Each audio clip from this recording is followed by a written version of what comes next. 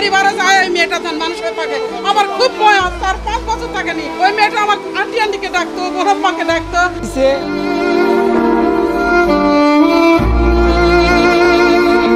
তারপরে হলো তাকে হলো উলঙ্গ করে রাখে, তারপর ইনজেকশন করে।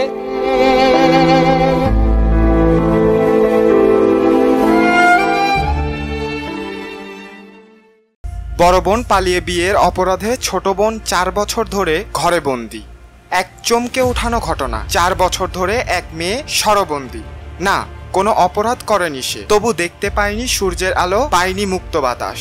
শুধু অপরাধ, তার বড় বোন প্রেম করে পালিয়ে গিয়ে বিয়ে করেছিল। আপনি দেখছেন জিবিসি বাংলা, সত্য ও ন্যায়ের পথে।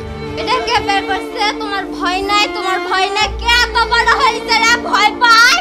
ওই না হয় ভয় পায়। মারধর করিনি বাবা, মানুষে লাগাবে, আমি এখন কি করব বাবা? না ওই ছেলের উপর না বাবা, কুরআন দে মাথা টিয়া পারবো বাবা।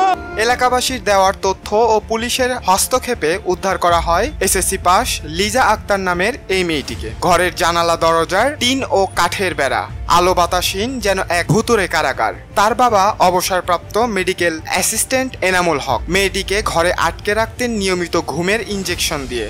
কখনো প্রতিবাদ করলেই শারীরিক নির্যাতন চালাতেন বাবা ও সৎ মা দুজনে মিলে।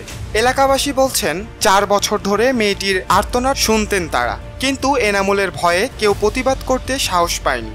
মেয়েটি ছিল খুব মেধাবী ও প্রাণবন্ত। এখন সে মানসিক ভারসাম্য হারিয়েছে। চিকিৎসা পেলে সে আবারও স্বাভাবিক জীবনে ফিরতে পারে।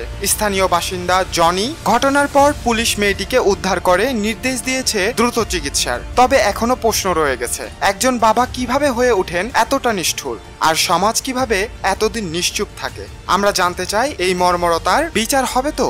আপনারা দেখছিলেন জিবিসি বাংলা, সত্য ও ন্যায়ের পথে। ধন্যবাদ।